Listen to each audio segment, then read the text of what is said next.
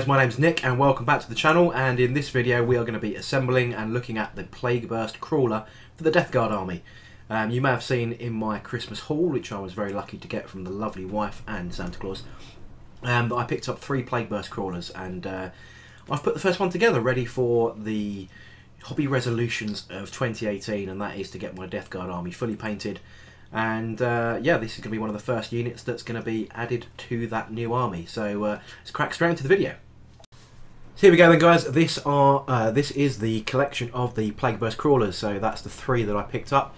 As usual with these kind of videos, I am running it in a bit of fast forward because you know, you'll get the picture. It's not really a slow motion kind of painting guide or anything like that. So this is the box. As usual, Games Workshop boxes are pretty nice these days. You know, showing off the miniature in a high resolution picture on the front and then some more details on the back. It's a tray shaped box, so we just pull the tray out and then we've got the instructions on the top, all in full colour. All of these new instruction booklets are pretty good, to be honest, with the new yellow glue area. Blue is the new part that you're adding kind of thing, and then there's actually rules included in every new box set as far as I'm aware.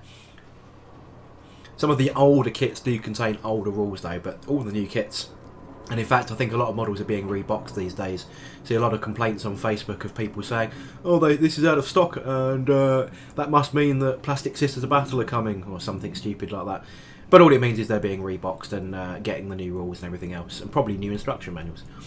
But yep, Plagueburst Crawler, here we go. It's got 2 sprues. Let's just zoom in and have a look at some of the detail. Here's the front dozer blade. Yep, all looking very nice and pustulised and looking very Death Guard like, and a close-up of the 2 track sections and the track pieces. So quite a simple kit really, not overly complicated. As I said, it's just the 2 sprues, and all we need to do is grab our instruction book and then start clippering pieces out. But don't panic, for the rest of this video I won't be clippering out each and every section of the model. I'm sure that's quite self-explanatory. But I always tend to show sort of the first components here and there, just coming together, and how I clean them up, in case you're new to the channel or this is the first video that you're watching, and then you get used to my style of unboxing and assembly as I launch pieces across the table there. Yep, just this is how I normally clean up my models. I just take a very sharp X-Acto scalpel blade and just carve off those mould injection points that have come off from the sprue, and just make sure I typically clip off all the bits that are in each stage of the instruction. And of course, very important, especially if you've never built this particular model or any particular model before, is to make sure that you've got all the pieces test fit so you know exactly where they're going to go.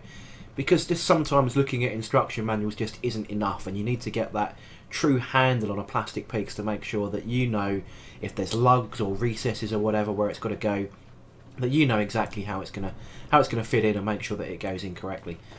There's another couple of pieces here just to make sure that, you know, for the next stages and so on, because this is like a box frame like you get with rhinos and whatever. It's always good to have the bottom, top and sides all ready to go, because they tend to hold each other together.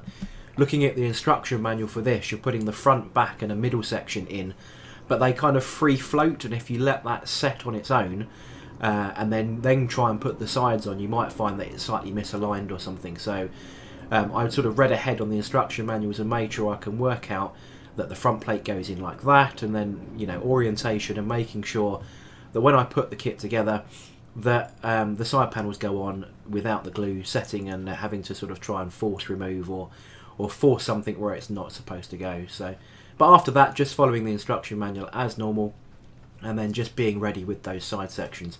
So if you've ever put a rhino together, you'll probably know this kind of feeling. I think most people should have put a rhino together in their hobby career. But as I said, you know, these videos are aimed if you're a new subscriber or you're new to 40k and you just googled or YouTube searched for a Death Guard Plague Crawler because that's the model you like to look at, and that's the one that the lovely man in the shop sold you, or woman. Never assume gender, obviously. And then yeah, you found this video and you wanted to watch it. So yeah, I try not to assume too much about my audience. You know, everyone has a different level, and that's where we're aiming at. So enough rambling on. Let's crack on with the build. So as you can see, I'm just making sure that I'm following the instructions here. This is the yellow parts on the instruction manual, shows you exactly where to glue, and then just putting those side panels on, making sure everything's lined up. And then I just put that to one side for a little bit and let the glue go off. Normally takes about half an hour to fully harden, but yeah, just making sure any any overlaps and any bits of extra clearing up that you sometimes find after you've started putting together, just want to clear up. So that's now been dried, and I've now clipped out and cleaned up all of the wheel sections. So although the wheels in this are individually numbered on the sprue, they are all actually identical, so it doesn't actually really matter which wheel goes on where when it's these particular ones we're looking at. There are two unique wheels. There's like a double cog wheel, and then there's another single wheel, and I'm just sort of messing around with the alignment there, making sure that, you know, it doesn't look too uniform, because that wouldn't be very chaosy, would it? So they all have the three, I can't even remember the word now for Death Guard, the three bits. So the bits that look like weird plaguey things. So all the wheels are gone, and I missed the camera with this bit. That was very clever. I should really mark my board out a little bit better, but you'll catch up in a second. There we go. So all the wheels are on both sides, nice and simple, and then we can move into the track sections. The track sections are a little bit more simple than standard Imperial ones. They are all numbered and they all go in a particular order, but they are universal per side. It didn't really matter which side you put these on. But again, as always, just test fitting, and what I've done is just clean them all up and then cut them all out and then line them up in the order that you're going to apply them. So if the track sections were like 1 through 7, I'd line them up 1 through 7 and then work my way around the track sections. Apologies if you can pick up on the back end of the microphone here. There is a raging storm hitting the UK today that's come over from Ireland, and apparently we've got 60-70 mile an hour winds and heavy rain, so the microphone might be picking that up, but normally it's picking up the local traffic. But tonight we've got lovely weather conditions. So just putting the track sections on here, last one going in there, and they actually fit really, really well. Now, the amount of track sections I've put together on vehicles through the years, you do get some kind of weird misalignment quite often, or a little bit of weird gap, but on this one they are snug as a bug in a rug. But as always, you know, just give it a test fit just to make sure, because sometimes you find, like in this example here, I found a little burr still on the side of the chassis that I must have missed, and had I not test fitted that, I might have glued that in and then found out later, and it would have been misaligned. So as always, a little bit of a test fit until you're really familiar with the kit is always recommended. It's the last of the second set of track sections then just going on, just coming around to the back for that last piece that goes up the back there, and then that'll be the track section done, and we can move on to the next section of the build. So now all the tracks are on, I've let that dry for a little bit of time as well, and we can cut to the next section, which is going to be the Plague Mortar, which is the primary weapon of the Plagueburst Crawler. This is an indirect fire weapon that's mounted in the back like a Griffin mortar, for example, from the Imperial Guard. Multiple sections. There's like an elevation wheel, which is this section that we're going in here, sort of to adjust the elevation of that large indirect fire cannon. And again, just sort of test fitting, making sure I know exactly where that goes before setting on any glue. And at this point I did sort of think, did I want to try and paint that inside before I applied all this, but looking through the instructions a little bit later, when you have this big cowling section over the top, actually all of that stuff in the middle, which isn't detailed anyway, can't be seen, so it actually made very little point. One of my favourite parts of the vehicle then is this sort of spiky guard section. It's not your old school spiky bits rack that you used to get in every Chaos vehicle. It is a little bit more unique. It's very detailed, and lots of sort of grain marks and wear and tear as befitting a good run-down and dishevelled plague marine vehicle. So just applying that over the top, then that sort of covers any of the fake track section, you know, those big track section gaps, as it doesn't go fully 360 round each wheel section. It does get covered up by this track quite nicely. Did take a little bit of jiggling around and making sure that all aligned, especially with that centre piece. You can see me sort of pushing and scraping and cutting that in a little bit better. Not that you can actually see it with the final build, but you know, always nice to be as perfect as you possibly can be. So with those two pieces applied, so that's the elevation wheel on that top panel, there's actually two side armour panels as well. Again, I did sort of think about sort of trying to paint underneath this first, but the amount of detail that these pieces actually cover kind of defeats the object of that entirely. So all I did was just apply them, and I think you can get enough paintbrush or enough airbrush or whatever your preference is into those side panels without overly worrying about what you've covered up with these parts. So always something to consider when you're building a model is how you're going to paint into some of the detail. It's always a good thing to sort of skip ahead, read the instructions and think, how do I actually paint that before I even start putting it together. So actually onto the cannon itself, onto the mortar launcher itself. So it's sort of got, yeah, it's just a large cannony piece. Again, test fitting here because I really didn't work out from the instructions. I was being completely thick that actually doesn't go like that at all. That goes like that, but that needs to come a bit further forward. Yeah, being a complete idiot. Oh, there it goes. It fits in now, doesn't it? Look, what a stupid idiot. But yeah, happens to the best of us, I am sure. But there we go. Worked out how to do that.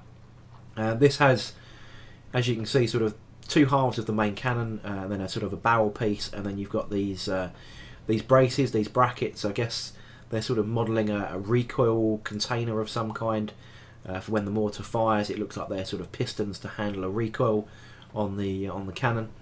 And then there's sort of two elevator wheels that work off of that rear wheel set that we've already put in, and then two guide wheels that you can see just to the left of my hand there that sort of finish off just as an added piece of detail.